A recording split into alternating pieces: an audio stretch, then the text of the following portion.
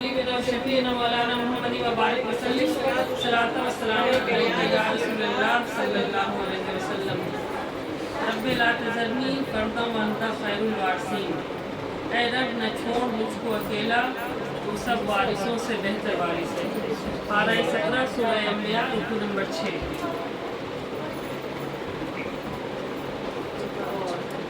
دوسری آیت ہے، اس کا ترجمہ ہے، اور ڈر سنا دے ان کو۔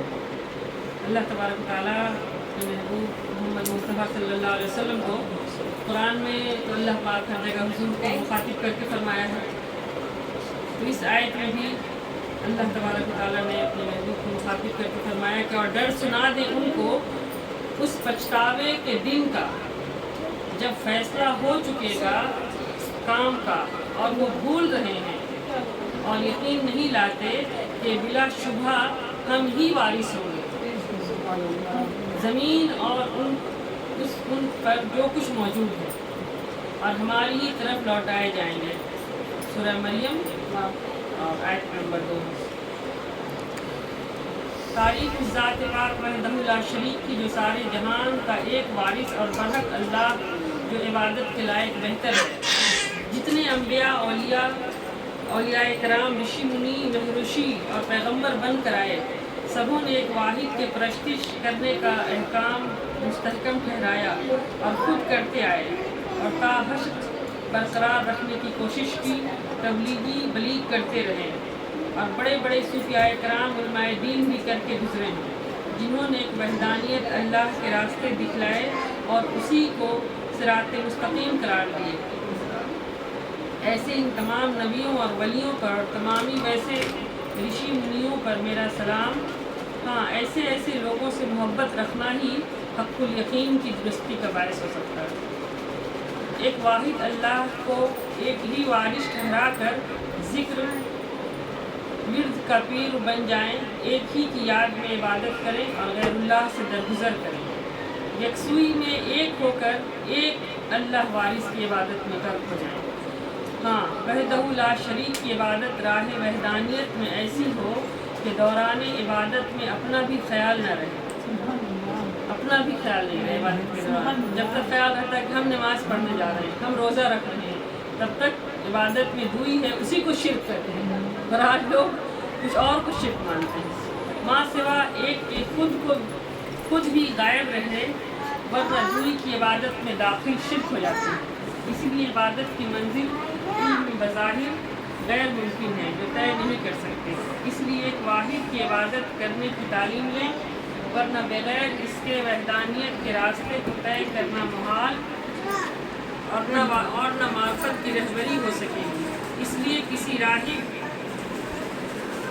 ولی کی صداقت کو پکڑ کر غیر اللہ کو دماغ سے ہٹائیں۔ غیر اللہ کو دور کرنے کے لیے ہی ولی معرفت کی جاتی ہے، ولی کا سہارا لیا جاتا ہے۔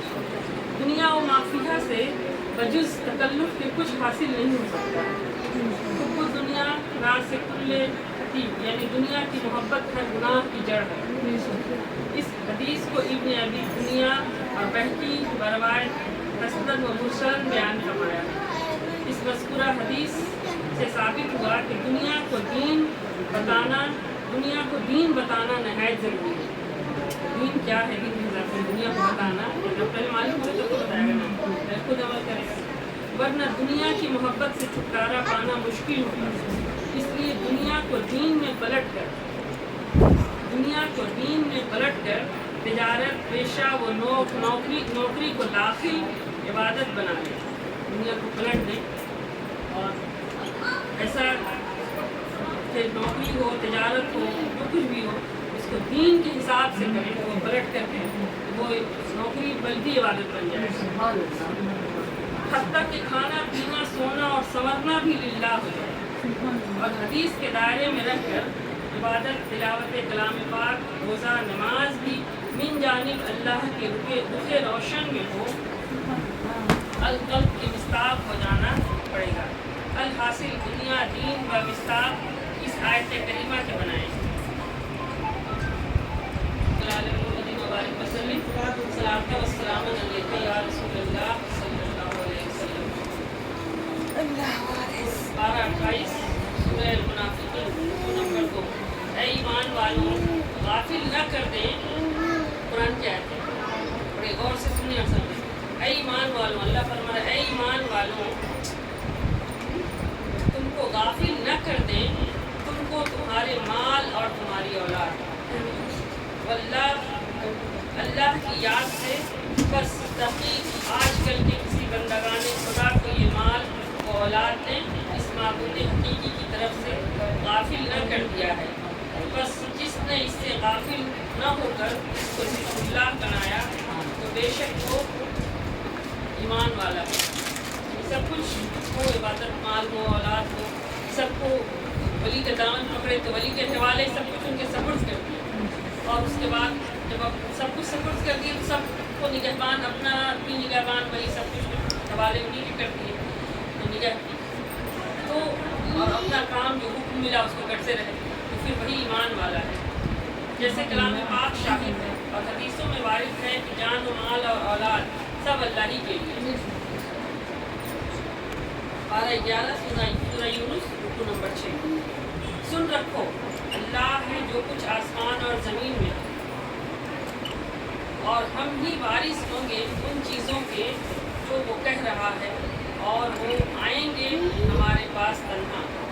واقعی اس آیت کریمہ کے پردہ انس یا مسلمان ہو سکتے ہیں جو اپنی جان و مال و اولاد غرض کے دنیا کی سبھی چیزوں کا وارث ایک اللہ کو مان کر اسی وارث حقیقی کے تصور کو زبان سے اقرار اور دل سے تصدیق کر کے عملی جامہ پہنائیں تو عمل میں اکمل ہو سکتے ہیں اور ان کی دنیا دین ہو سکتی ہے. اور ایک آسان طریقہ دین پلٹ لینا اس مضمون میں ہو سکتا ہے کہ جس نے بجز اس کے اپنی جان کو مراد امام حسن و حسین کی جان سمجھے اور اولاد سے مراد جناب فاطمہ الزہرا خاتون جنت کی اولاد جیسا سمجھے اور مال سے مراد حضرت ابوبکر صدیق کا مال جیسا سمجھے اور عملی صورت میں ٹھیک انہی لوگوں کی طرح راہ خدا میں نیت کو برقرار رکھے تو بے شک اللہ کے نزدیک وہ فرمان حدیث و قرآن کی فعلی صورت میں ایمان والا ہے اور دنیاوی کاموں کو انجام دیتے ہوئے بھی خواہشات نفسانی سے پاک ہے اور باوجود دنیا طلبی میں پیش رہتے ہوئے اس کی دنیا دین میں شمار ہو جیسا کہ عمل کا دار و مدار مال بنیاد یعنی نیت پر موقوف ہے. صحیح معنوں میں ہم مسلمانوں کو اپنی بنیادی حیثیت جان لینا مسلمانی نہیں کا وقت کے چند ایسی نکاتیں جو قرآن و حدیث میں آئی ہیں جس کی پیروی عملی صورت میں ایمان مجمل سے ادا نہ ہو جائے. ایمان مجمل ہوتا ہے اور ایک ایمان مفصل ہوتا ہے. بہت سا کام ایسا ہے جو ہم لوگ ایمان مفصل سے، جیسے نماز بھی پڑھنا ہے، بجٹ کی نماز پڑھنے گئے، روزہ آ گیا تو روزہ رکھیں، کھائیں پیئیں، ایک رسم کا ادائیگی تو وہ جو ہے وہ مفصل ادا ہو رہا ہے. کام وہ سب کچھ ہو رہا ہے، عبادت بھی ہو رہا ہے، بندگی بھی ہو رہا ہے، فرما برداری بھی ہو رہا ہے، لیکن اس کا احساس دل کے اندر نہیں، وہ مفصل اور مجمل ہوتا ہے کہ اس نماز کے لیے بھی اگر نماز پر گئے نماز کے لیے کہ ایک قلبی لگاؤ اور قلب کا جھکاؤ کے ساتھ قلب کا جھکاؤ پہلے بنائیں اور بناتے بہت کوشش کے بعد دنیا دار بہت بنانے سے بھی اگر ایک سجدہ بھی کسی وقت ایسا سجدہ ہو جائے کچھ لمحات کے لیے بھی ہاں ممی وہ مجمل سے اقرار ہو تو پھر وہ نماز کی عبادت ہے. اگر مفصل سے ہو تو نماز بھی عبادت میں شمار نہیں. جو چند نکات کی تشریح کی جاتی ہے جیسے کہ اول ہر بشر کو دنیا و دین کی اہمیت کو پہچاننا اور شہادت توحید پر پورا اس بات کر حاصل کرنا اور اپنے رب کو پہچاننے کے لیے پہلے اپنے آپ کو پہچاننا یعنی نفس کی پہچان جیسے من عرف نفسہ فقط عرف ربہ کہ تعلیم ہونا. ہاں یہ اسی علم سے حاصل ہو سکتا ہے جس کو علم میں الہی یعنی معرفت کا علم کہتے ہیں. معرفت کا علم ہر کسی کو نہیں ہے. ہم لوگ تو شریعت کا علم ہے، شریعت کا علم نہیں. صحیح شریعت کا علم ہے بھی تو اس پر عمل نہیں یہ چیز ہے. تو شریعت کے بعد آتا ہے طریقت. اور طریقت شروع کب سے ہوتا ہے؟ جب سے ہم کسی ولی اللہ کے ہاتھ پر بیعت کرتے ہیں. طریقت اس وقت سے شروع ہوتا ہے. اور جب ہم بیعت ہونے کے بعد میں جب ہم پیر کا فرمانبرداری کرتے ہیں، اس کے ساتھ وفاداری کرتے ہیں، عہد و پیما کرتے ہیں، حکم ملتا ہے اس کو وفا کرتے ہیں، اس کو پورا کرتے ہیں، تو دھیرے دھیرے طریقت کا منزل حل ہوتا ہے. جب طریقت کا منزل ہم حل کرتے ہیں میرے بذریعہ پیر کے، تو پیر کے ذریعہ، پیر کی نگہبانی اور پیر کی رہبری سے پھر حقیقت تک پیر ہوتا ہے. حقیقت میں رسول اللہ، رسول اللہ کا مقام حقیقت میں ہے. ہم شریعت میں رہتے سوچتے رسول اللہ تک پہنچے، تو یہ امپاسبل ہے. اس لیے جب ہم پیر کی فرما برداری، جب طریقت کی وفاداری اور فرما برداری کر کے پہنچیں گے، تب جا کے وہاں سے جو راستہ کھلے گا ان کی وفاداری اور فرما برداری کے تحت، تو کہیں جا کے حقیقت میں پہنچیں گے. اور جب حقیقت میں پہنچیں گے پھر چشم حضوری تب نصیب ہوگا. ایسے کسی کو چشم حضوری نصیب ہو ہی نہیں سکتا ہے. چشم حضوری جب نصیب ہوگا تو پھر کچھ نظر آئے گا. حضور کے چشم کا جب مزہ جب نگاہوں کو نصیب ہوگا تو پھر کچھ نظر آئے گا، کچھ پتہ چلے گا. اور پھر اس پر محنت کرتے کرتے بندہ جب آگے بڑھے گا تب جا کے کہیں معرفت آتا ہے. معرفت تو پھر اللہ کا علم ہوگا کہ اللہ جس کو ہم اللہ کرتے تھے کہاں ہے، یہ حقیقت کھل جائے گا. یہ بہت اعلیٰ کام ہے. پہلے شریعت کی پابندی کرتے ہوئے پھر طریقت میں جانا، اور طریقت کو ترجیح دیتے ہوئے حقیقت میں جانا. جس علم کے لیے بار بار تاکید آئی ہے، پھر بھی ہم لوگوں کو دنیاوی ذہنیت نے اس علم سے بعید کر رکھا ہے. دنیا کے ذہن ہے تو لوگ سمجھتا ہے کہ نہیں، ہم کچھ نہیں، اور کسی کی ضرورت نہیں. بولے جب ہے نا جس کو نہیں معلوم ہے، جو کہیں دعوت بھی نہیں پڑھ رہا، پوچھتا ہے کہ نہیں ہم لوگ تو ماشاء اللہ بہت پڑھے لکھے ہیں، قرآن پڑھے ہیں، نماز پڑھے ہیں، حافظ ہیں، قاری ہیں، علم والے ہیں، تو ہم لوگ کو مطلب یہ سب کوئی ضروری تھوڑی ہے کہ اس راہ میں جایا جائے. اس دنیا نے اس سے بیگانہ کر رکھا ہے. پھر بھی ہم لوگوں کو دنیاوی ذہنیت نے اس علم سے بعید کر رکھا ہے، دور کر رکھا ہے، اور علم ظاہر کو علم الہی پر ترجیح دینے لگ گئے ہیں. ظاہری جو علم ہے اسی کو بولتے ہیں کہ کیا قرآن پڑھا، نماز پڑھ رہا، حافظ ہو گیا، اچھا ہو گیا، ہر ٹائم 5 وقت کا نماز ہی ہے. اور کوئی اس راہ میں آ رہا دیکھ رہے ہیں کہ دیکھ رہا ہے کہ حکامت دکھائی دے یا نہیں دے، وہ لگتا ہے کہ نہیں، وہ لوگ اس سے دور رہے. یہ کس لیے کیئر کر رہا ہے؟ ہم ہی لوگ بہتر ہیں. جس سے دینی ادائیگی صرف ایک رسمی طرز پر بجائے قلبی کے زبانی ہو گئی. سمجھ گیا نا؟ رسمی طور پر یہ ادا ہو رہا ہے اور قلب دل میں اس کا کوئی معاملہ نہیں ہے، اس میں دل کے اندر اتر نہیں رہا.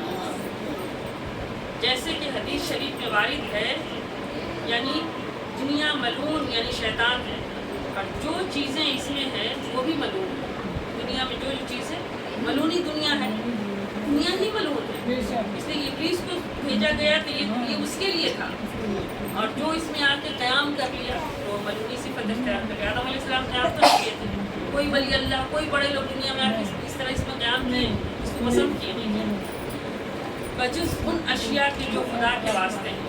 پھر مسیح ابن معاذہ کی بروایت ابو ہریرہ رضی اللہ تعالیٰ عنہ بیان کرتے ہیں کہ بے شک مذکورہ بالا آیتوں سے ظاہر ہوتا ہے کہ زندگی کے ہر شے کا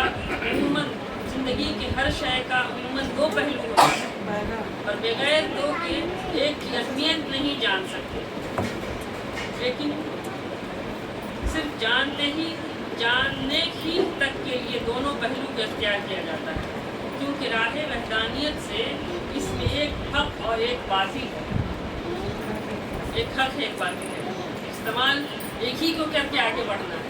حق کو استعمال کر کے آگے بڑھے گا تو صراط مستقیم پہنچے گا، معرفت تک پہنچے گا. اس کے بعد ایک حق، ہاں، کسی کو عزم قلبی مٹاتے ہوئے اپنے ایمان کو وحدانیت میں ڈبوئے رکھے، جیسا کہ دنیا و دین یعنی دنیا ملعون اور دین حق ہے.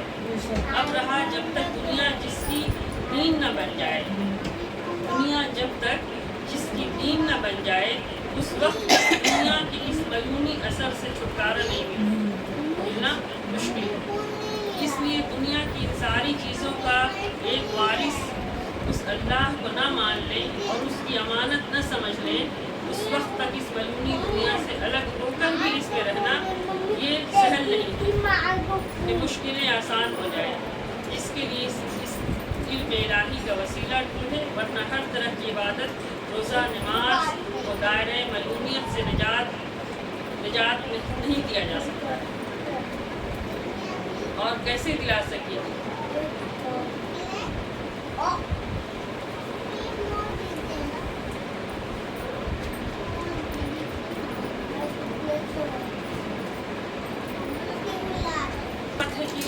اللہ ہر چیز کو ہم لوگ طریقت کے راہ میں جب ہے تو ہر چیز پر غور کرنا، اور جتنا آدمی کو جتنا جس کا پوسٹ اعلیٰ ہوتا ہے اس کا کام اتنا اعلیٰ ہوتا ہے. چھوٹا پوسٹ والا آدمی چھوٹا کام ہوتا ہے، بڑا پوسٹ تو زیادہ ذمہ داری. ہاں دکھاوا سے پاک، اور اللہ والے کا کام ہی ہے اور ان کا تعلیم ہی ہے. اور یہ سب کچھ دیکھیے قرآن کا ہے، ہر کچھ قرآن میں ہے، لیکن فرق ہے کہ ہم لوگ کو سمجھ نہیں آئے گا. ایسے ہم لوگ چاہیں کریں تو سمجھ کے قرآن کو پڑھیں لیکن سمجھ وہی بات کو ولی اللہ کے در پر جانے سے جب آدمی جاتا ہے سمجھتا ہے، اور ان کے نگاہ سے ان کی زبان سے سمجھتا ہے تو سمجھ میں آتا ہے. حضور دیکھیے